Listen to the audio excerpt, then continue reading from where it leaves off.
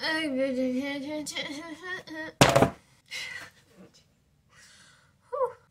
you hear background noise, my brother is home. He's above me upstairs, so if you hear background noise, you do, you know, like third time's a charm. Hopefully he doesn't bother us this time, but who knows? So be warned.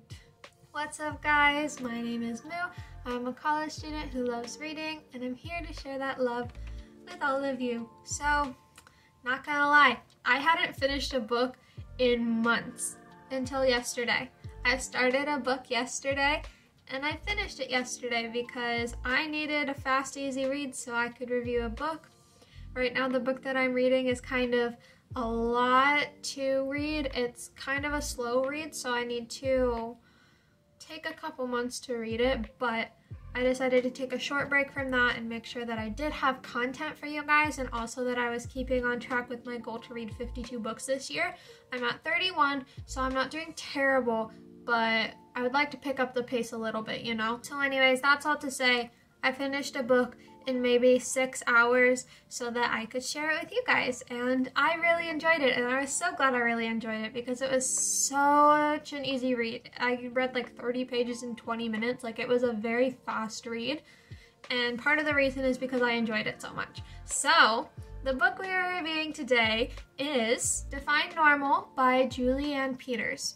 Now, the way that I found out about this book was because I was looking for young adult fiction that the main focus wasn't romance. That, or there was very little romance in general, just like all of that, because young adult, when you think of young adult, you think of pretty tame romance, which, I mean, it's fine, of course. I really like young adult as a genre, and part of the reason I like the genre is for, you know, the romance element of it in a lot of ways, because a lot of the time it's just like wholesome romance. Sometimes it's angst, and I don't really like reading that part of the genre, but most of the time it's just nice, simple romance, and I like that. But I was getting a little tired of it, so I looked up a list of young adult fiction that did not include romance, had little to no romance, and this was on the list. Other books that I found on the list were Some Girls Are, and Does My Head Look Big in This, and Forgive Me, Leonard Peacock, I think. But all of those were on the same list, and this was just another one of them that I thought would be really interesting. So without further ado, let's read the summary. How do you define normal? She was perfectly normal. What do you mean? I turned around again. What do you mean, what do I mean? I mean, what's your definition of normal? She said. I clucked my tongue in disgust. You know, normal, happy, healthy, someone with friends and family. Shelley had all kinds of friends. She was really popular. So if you're not popular, you're not normal? I didn't say that. Did I? So the summary on the back was an excerpt from the book. I think it was in like the 60 or 70 pages in, something like that. But it doesn't give you a super clear summary of the book, and if it weren't for the review that I found online, I wouldn't have picked it up because it was just too vague for me. So I'm here to tell you what it is actually about. So Define Normal is about two girls in middle school. There is Jazz and there is Antonia. It is written from a first-person view. It is Antonia's point of view, so it says I and all that. Of course, you guys know what first-person view is. Duh. But it comes from the perspective of Antonia. Now, Antonia is a straight-A student. She is quite normal-looking, you would say, for, you know, just a middle school girl. She has straight hair. She wears like sweaters and skirts. It was 2000, so just think about what pretty quiet straight-A students would be wearing in the 2000s. She is quiet, a great student, very mature for her age, all that. And she gets paired up with Jazz for peer counseling. So she signed up for peer counseling to help this girl Jazz through her issues. Now Jazz is a punk type. Like her style is punk. She's not like, oh, you're such a little punk, that kind of thing. It's more like, you know, that's her style. Her style is punk. So, you know, she has brightly colored hair. Her hair is purple and pink throughout the book. She shaved off half her hair at one point and the other half was long. She was able to brush it over her shoulder, so it was at least this long. And Antonia sees her the first day and is just like, oh no, this is gonna be so hard. Like, this is awful. I could never get along with her. She's a freak. She probably does drugs and steals things from people. And she makes all of these assumptions without even talking to Jazz. So Jazz is at first, like, she's not mean or standoffish, but she's more like playfully mean, kind of. Just like, oh, you're a little prissy prep, whatever. You're perfect. You do all of this. I bet your life is amazing. And Antonia doesn't really respond to that. And by the time the first session is done, she's like, okay, I don't want to do this anymore. I'm already done. And she tells the school counselor that she doesn't want to do it anymore. But the counselor says, continue to do it. You might find that it works out. You might be able to help her a ton. Keep doing it. So she does. And then we go home with Antonia and we see her home life. Her father is not in the picture. We don't know why, but her father is not in the picture. And her mother is not doing well. She just lays in bed all day. She barely eats. She definitely is not a good mother in the parenting sense. And she just lays there, just motionless. And so Antonia has to take care of her two siblings who are 8 and 3. They're 2 little boys named Michael and Chucky. So she is basically their mother. She gets groceries for them. She does their laundry. She cleans the house. Basically everything that a parent should be doing is what she does. So she has that to deal with. And on top of this now, she has to deal with this problem student, Jazz. So she gives it another go. It doesn't go well. She wants to quit again, but she still is convinced to stay again. And soon, she and Jazz make a bit of connections. They're kind of, sort of being friendly to one another, and soon it gets to the point that Jazz invites Antonia over to give her swim lessons because she happens to have a pool at her house. And Antonia goes, no, that's probably not a good idea. I have to watch my brothers. I'm responsible over them. And Jazz says that her brothers can come. So she's like, okay, I guess I will. Another point is that Jazz really dislikes her parents. She says that they're awful. They're terrible to her. They are just the worst parents ever. She wishes that she had different parents because the parents she has, she's always fighting with, especially her mom. So she wishes she didn't have to have a mom like hers, and that was one of the breakthroughs that Antonia and Jazz had together. Like, it was basically, I hate my mom, she's a tyrant, like all the things. Typical teenager stuff, things that teenagers would say to their mothers. But on that Saturday when Antonia is supposed to go over to Jazz's house, her mother is doing well. Antonia's mother is smiling and seems kind of normal, which is not normal. She's acting like a regular parent would, and she said, you know what, I've got the boys today. You guys go.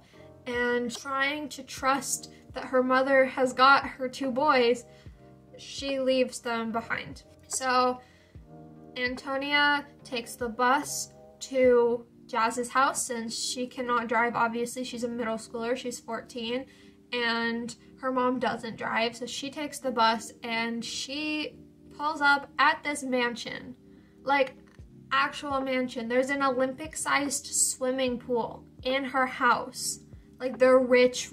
And Jazz opens the door. She's like, come on in. She's still like super punk, super pale skin, and the black lipstick and the colored hair and the black clothing, the leather and all that. But she's in this super pristine, fancy home, and Antonia is aghast. She's absolutely amazed by this, and she goes through the swimming lesson with Jazz, and then she meets Jazz's mother, who she thinks is just so nice. She starts to envy Jazz a lot and wishes that she had a mother like Jazz's mother, but Jazz and Jazz's mother don't get along, and she is like, I would never take for granted my mother if I had a mother like yours, and she starts getting a little envious.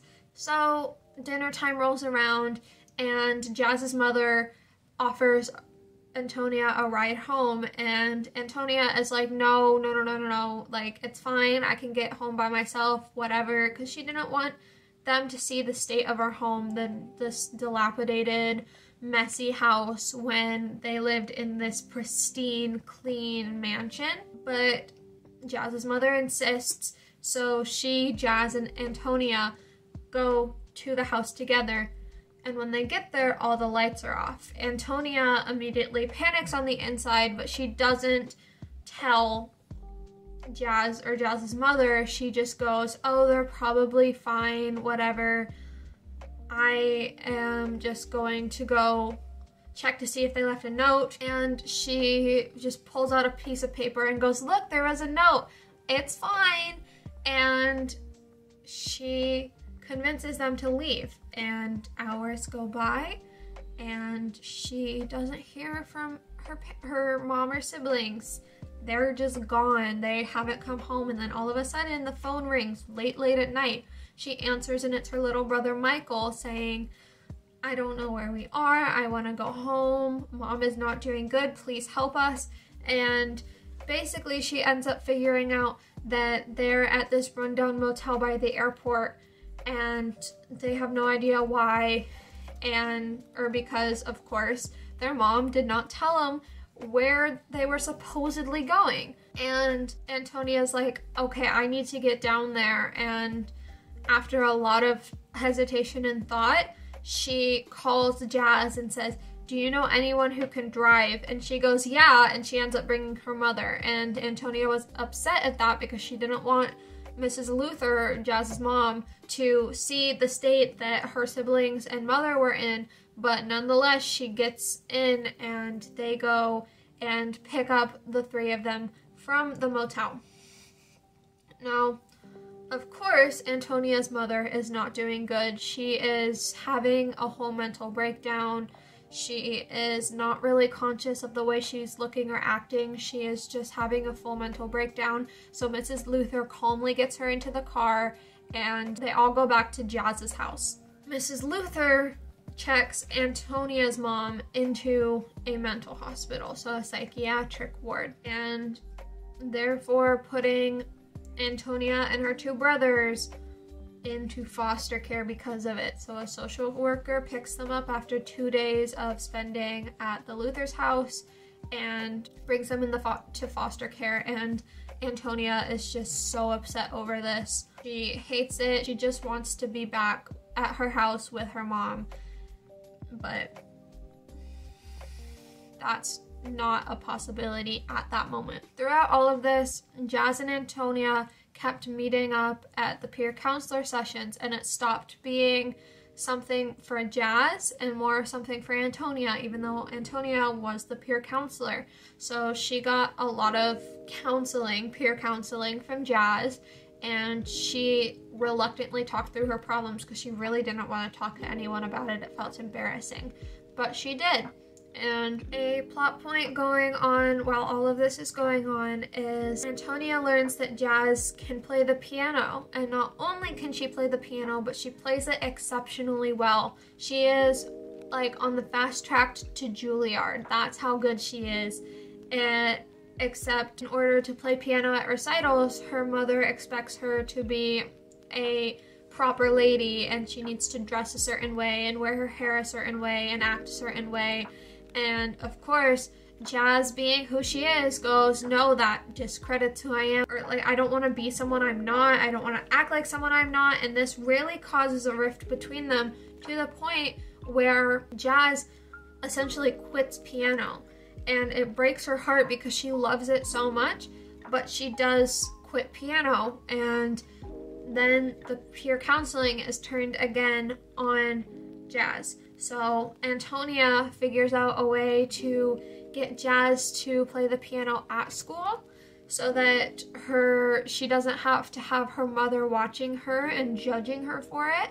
So she plays the piano at school and things get better with her spirits about piano, and then one day her mom comes in and watches her play piano at the school, and suddenly she realizes, you know what, my child's happiness regarding this is more important than me, you know, slamming down on the rules, making sure that she does exactly what I want her to do and say. And they make a sort of compromise, and Jazz decides, okay, I'll do piano again. And she does, and that plot point is resolved. They had their first real conversation in years. It wasn't an argument, it was a conversation about their feelings and their thoughts. So that was good. So Antonia did help Jazz in that way. After an unspecified amount of time, Antonia's mom gets released from the mental hospital. She was diagnosed with clinical depression, and like, aren't we all? It's weird reading this through a lens of someone in the 2000s, because they're like, clinical depression, oh no. And then everyone in my generation is just perpetually depressed. Like, my laundry list of mental health issues, they're not that cute. And I don't want to, like, keep them around, but they've made residence, so I'm just dealing with them. I'm learning how to cope. And like me, and like many other people my age, Antonia's mother learned to cope. She got medication, she's gotten counseling, she's going to continue with that medication and counseling afterwards, but she's finally in a stable place where she can go back home and her kids can be returned to her. So during the last counseling session that Jazz and Antonia have, Antonia's talking about, oh, my mom is back, I get to go back home, I'm so happy, whatever. And Jazz kind of slips up of, oh, I'm glad the things that I did and like talking through helped. Like, I did what I was set out to do. And she kind of goes, huh? And basically it was found out that they were told that they were peer counselors for each other, except Antonia knew that she was going to be a peer counselor for Jazz, but she didn't know that Jazz was supposed to be a peer counselor for her. So she got really upset. She was just like, was our entire friendship built on a lie? Like, were you only doing these things for me because the counselor said that I needed help? And it was that kind of thing. And I mean, it's just the stereotypical third act misunderstanding. Like, you need to have some sort of misunderstanding to make the book interesting. And I don't think you do. Like, you really don't. Like, I was just really happy watching these two people just become friends over time and learn about each other and like learn to care about each other, because I think friendship like that and books about friendship like that are really important. But there was a misunderstanding, because there always needs to be a third act misunderstanding, and it gets solved in like 10 pages. It's really nothing.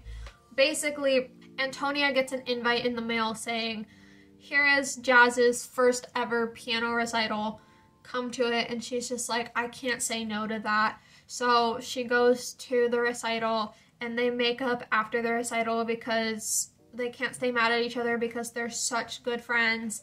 And yeah, the book ends there. I really liked it. I thought it was really, really cute.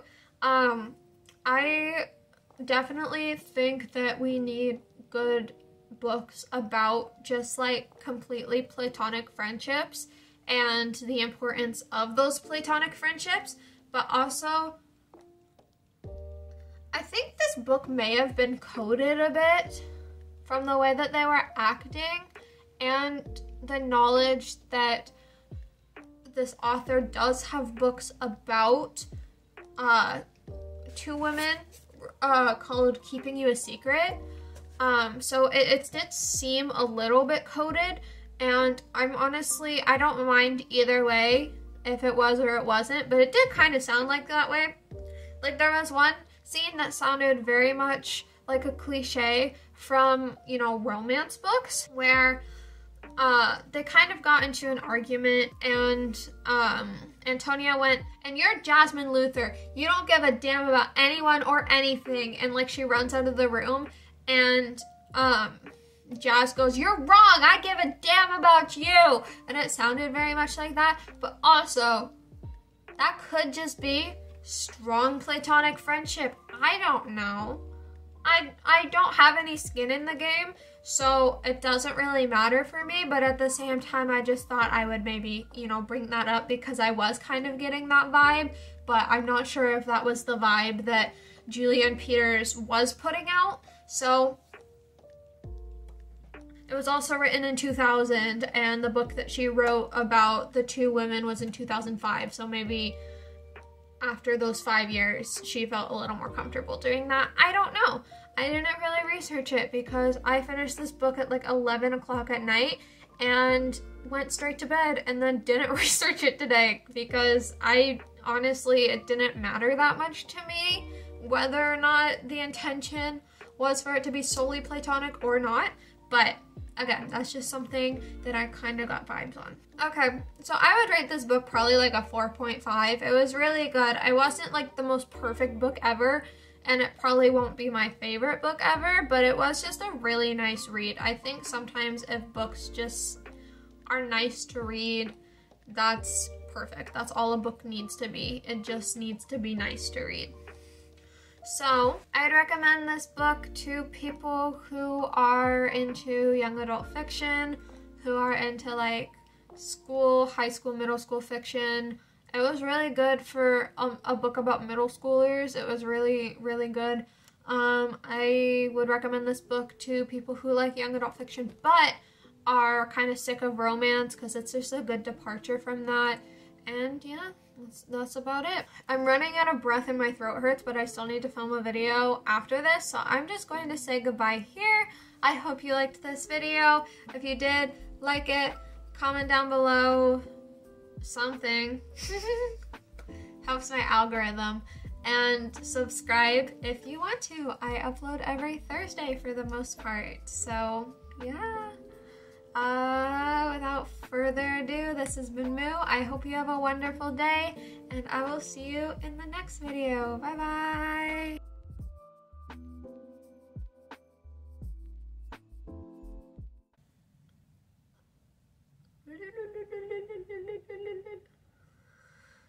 I'm distracting myself.